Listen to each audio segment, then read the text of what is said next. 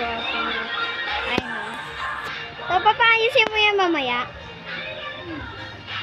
Gusto ko kasing gumamit yan eh.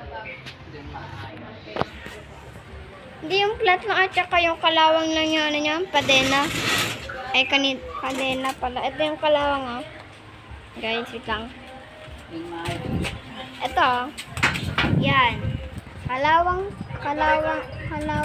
to. At saka yung flat ng ano. Wait lang. Yan, inaayos na ano. Kaya mamaya. Oy! Ang cute mo. Humingi ka pa ng tulong kay tita.